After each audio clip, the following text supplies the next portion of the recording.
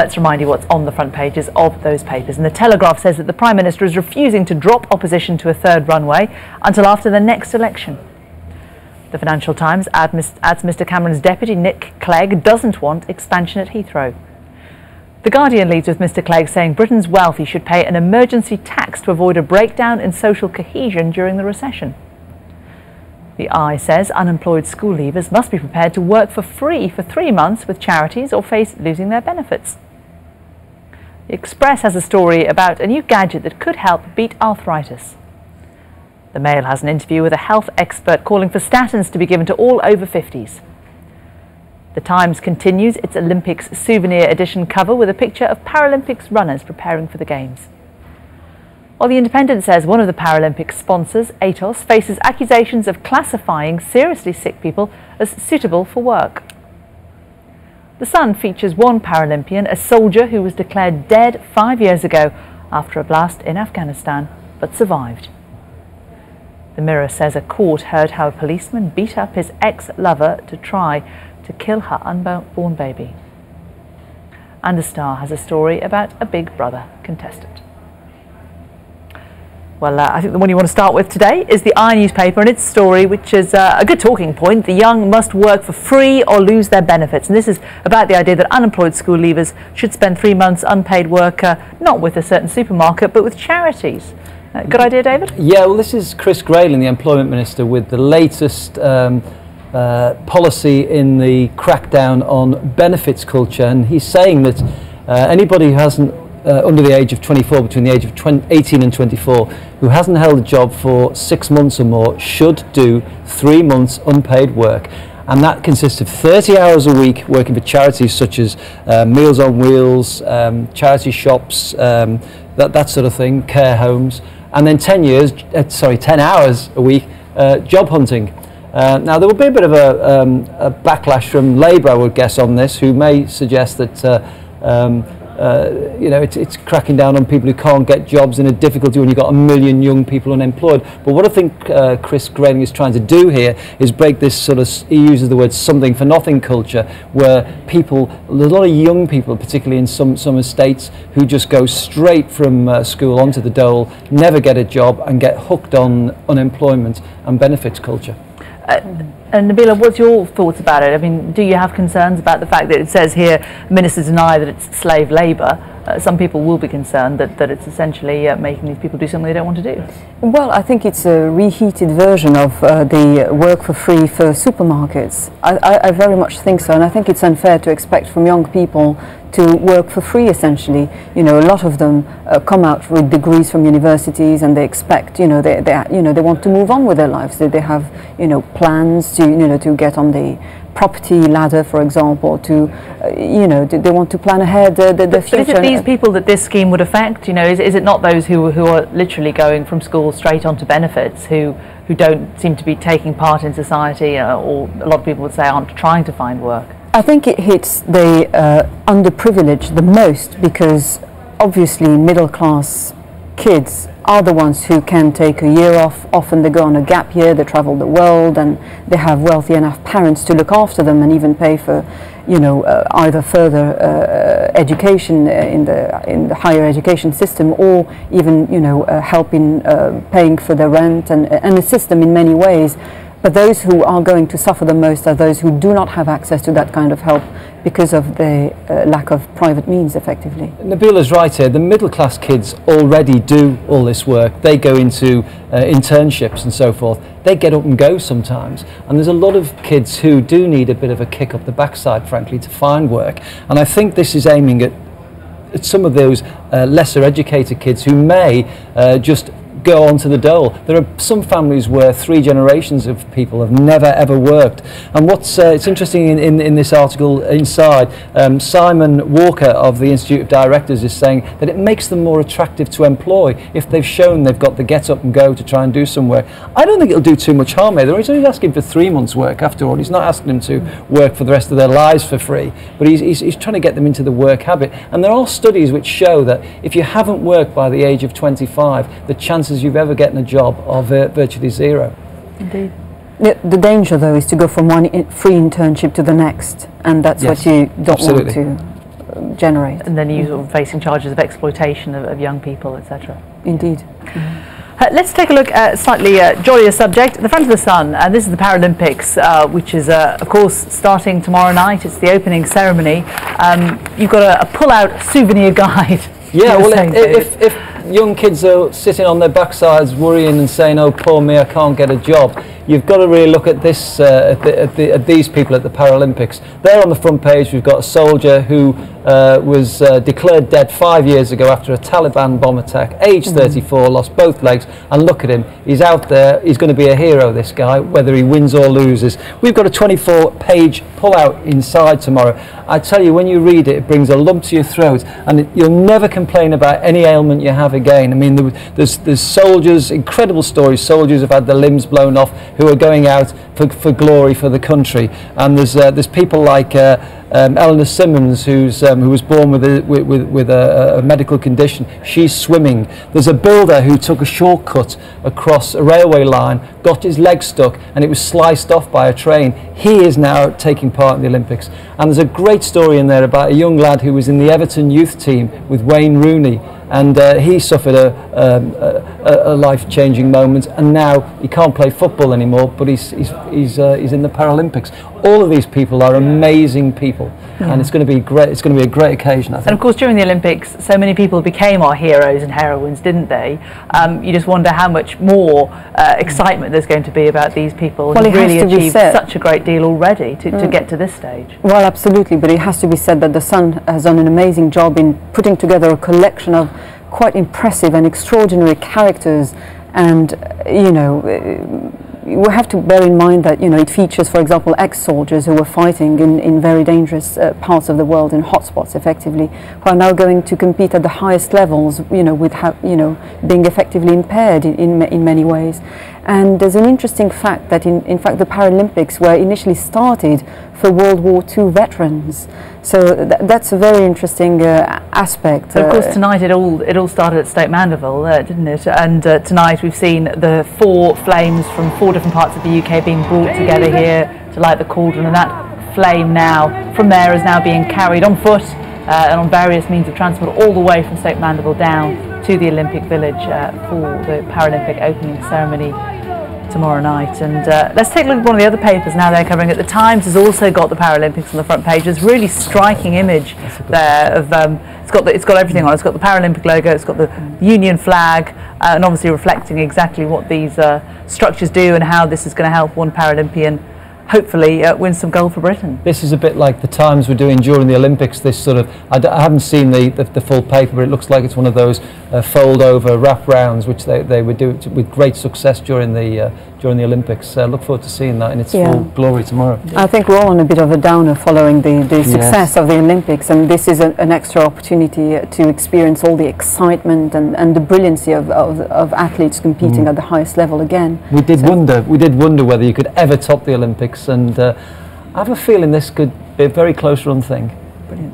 Let's take a look at the front of the Financial Times, and back to this story about Heathrow expansion. Of course, this all sparked off by Tim Yeo's comments in the Telegraph, which was published earlier today.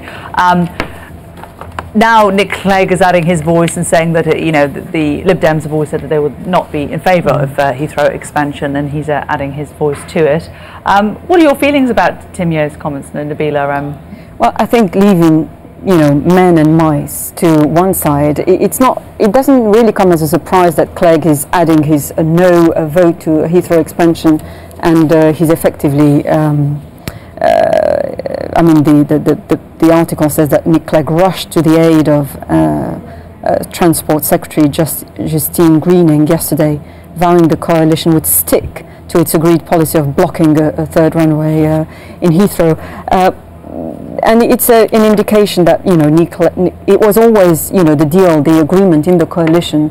So but it does surprise me that modern politicians are being so negative about this kind of aviation stories. It doesn't it's not just a political story. I would contend that it's much more than that. It's more a story about transport and the economy and the global economy. How But it's also about the environment, and it's about the promises that these parties gave before when they tried to get into power, and the fact that the Conservatives said there wouldn't be, and now that we now have Tim Yeo turning around and saying, well, there should be. Well, it's true. I mean, local MPs have effectively put their jobs on the line, trying to defend, they stick to their own lines, and it just illustrates, the high stakes in all this. But there's also a bit of NIMBYism, not in my backyard kind of things, and everybody's bound to say that. But I think we have to look at the global picture, and that there are connections to growing regions like Asia or Latin America that we can't just overlook or discard. It's essentially a story. I'm baffled by the fact that politicians are not taking this international view. It's about economic growth and gaining global markets as well. David, is it about economic growth and global markets, or is it about backbenchers all getting a little bit twitchy before a reshuffle? Yeah, I mean, the big issue is Tim Yeo, of course, former Environment Minister himself, and a very, very green man who's been convinced that the emissions won't be quite what they were. NIMBYism, yes, all the members of the Cabinet who are against it, all 5 of them are all in that sort of area generally. But this is about, in many ways, politically, about people now showing disrespect for the Prime Minister. Tim Yeo's outburst yesterday was quite excoriating. He goes on about is he a man or a mouse, and there were 4 or 5 phrases in there saying he had no heart and they didn't have the political will and all this sort of thing. It's quite open disregard for the Prime Minister, and it's a real challenge from the backbenchers who are getting very, very restless, and ahead of a big reshuffle which we've got coming probably next week. And ahead of all the party conferences, of course. True. Reshuffle, then around. A relaunch, in fact. But I mean, at the moment he's got real problems from his backbenchers. Yes, and essentially questioning the leadership skills of David Cameron as well, and his ability to make decisions. Now, before we go into the break, let's take a quick look at this story on the inside of the Daily Mail. Judge handbag thieves. This is Judge Zoe Smith, who has extolled the importance of handbags, essentially. Well, which one have you picked this one? On the Sun. Well, I picked this one. On the Sun, we've been giving Ken Clarke, the Justice Secretary, a bit of a hard time, and our judges, for being very soft. Well, at last, we've got a bit of steel in the justice system, and it's coming from a woman. Judge Zoe Smith really let fly, almost physically with a handbag, but verbally at this handbag snatcher. When he seemed to suggest it was just a handbag he'd taken, and she said she went into the real problems suffered by victims of handbag snatchers. She said, without a handbag, a woman is robbed of her security and ability to get home safely. Even once she gets home, she cannot feel safe because of the fear that a stranger has her house keys. She told the court also, it's not just inconvenience, it causes fear as well. Her phone is taken, her cards, her money to get a cab is taken, her keys to the door of her house, etc., etc. So she really let fly and for once stood up for the victim. It's a good point, isn't it, Nabila? Do you agree with this, Judge? It is, especially, if you contrast this with men. They carry everything, in their pockets, and they don't have handbags. So unless they're attacked physically and robbed, you don't lose as much as when you lose your handbag. So I think it's a fair point. It puts, your whole security at stake, personal home security and everything. I think it's a fair point. Actually, a colleague of mine who works for a newspaper, a political correspondent, had her handbag stolen the other week, and I know she was quite badly shaken by it because her iPad was in there, all her contact details, phone numbers, everything she had, and you lose quite a lot when your handbag's taken. Indeed, but I suppose very, very few people, I suppose, when they are carrying out crime, really think of the victims anyway. Absolutely. So. Yeah, absolutely. Anyway, lots more to come, including why chocolate and red wine might be bad for you after all. Welcome back. We're taking a look at tomorrow's newspapers with the Sun's David Woody and the Arab commentator Nabila Ramdani. And you want to start with The Independent this half, and a story up there in the top left, a story by Grace Dent. So cannabis hits your IQ. Who knew? Well, we did know this, didn't we? I mean, it's not a shock, is it, that cannabis is bad for you? Well, absolutely, and that's why I'm questioning her question, effectively, who knew? Because, we have previous research which already showed that regular consumption of cannabis can damage you in many ways, including damage your brain cells or lead to psychotic breakdowns, including schizophrenia, for example. And I don't think that anybody would be too surprised to learn that you know, a regular consumption of cannabis can lead to a drop in your IQ.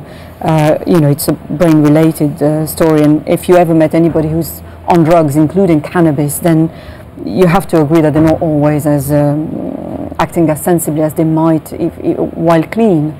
So, and I think it's fair to say that it's pretty obvious that anybody who's consumes drugs on a regular basis, you know, it's bound to damage your health on the long term. And especially when we're talking about illegal drugs, you never know what you're getting effectively. So, indeed. Not to be recommended. Let's move on to the Daily Telegraph. You picked the story about Nick Clegg. It's down there, right down at the bottom at the front. It's also on the front of the Guardian as well. Nick Clegg demanding an emergency tax on the rich to tackle the downturn. How is he going to make this work, David? Well, this is quite interesting. 5 months after Nick Clegg approved a tax cut for the better off, he now wants to have an emergency wealth tax of some kind. I think we're going to go back to this mansion tax.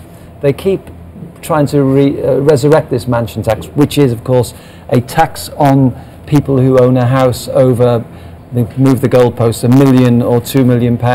They think that's a way of getting the rich people to pay up the money without moving off to different countries and all the other loopholes they have, because if you own a property over here, then it's easier to tax. And I think that's what this is about.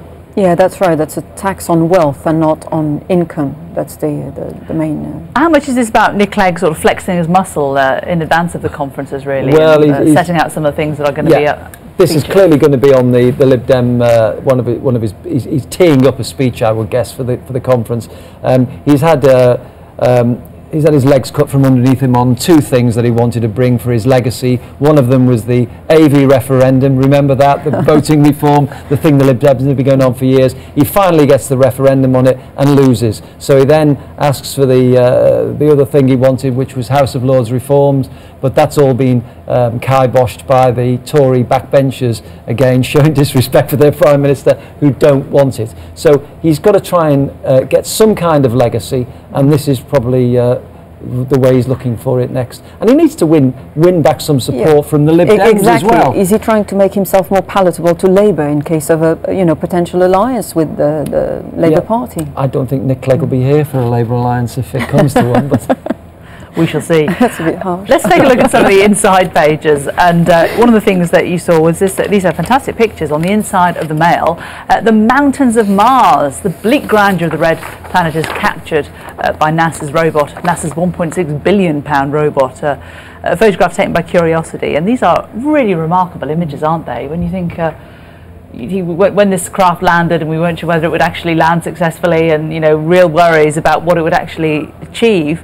But these are the pictures of the red planet. Absolutely, and I think especially after Neil Armstrong's death, the man who set foot on the first man on the moon, effectively, there will be no greater tribute to him than this story, and it's about cracking Mars, effectively, and also pushing the frontiers of space, as Captain Kirk would put it.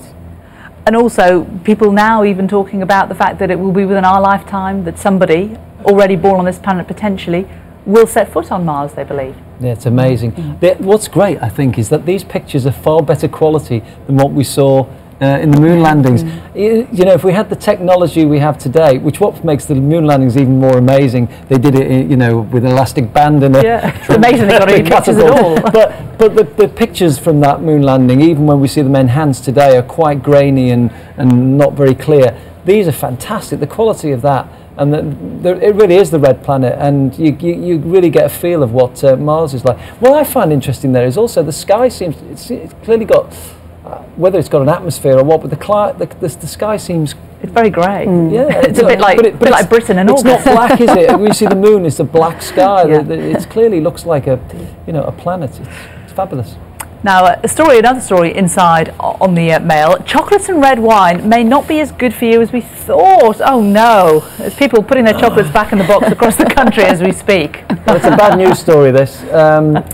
And I hope we've got this up in time for my wife, who's probably sitting at home with a bottle of Merlot and a big box of Black Magic. But dark chocolate, we're always told, cuts your blood pressure. Yeah, it helps lower blood pressure. And a little glass of red wine doesn't do you any harm. Yeah. But according to Dr. Stephen Desch of the University of Leipzig Heart Unit, or Heart Centre, this is all nonsense. He said that... He's saying that it might not be good at cutting heart disease, but I suppose that doesn't then rule out the other benefits. So maybe if you're not worried about your heart, persuade yourself, Jay, but you're worried about your blood pressure, you could justify both the wine and the chocolate, surely. Well, I think it's all about how much you take, by the sounds of it. I mean, one little nibble of chocolate and the odd glass of wine probably doesn't do you any harm at all. Everything in moderation, Nabila. Well, I wouldn't be too concerned about this story. I'm sure in the next few days we'll see, a completely different take on the front page of the Daily Express. They love a health story. Well, on that bombshell, chocolate and red wine, not as good for you as we thought. We'll have to leave it. Nabila Ramdani and David Wooding, thank you both very much.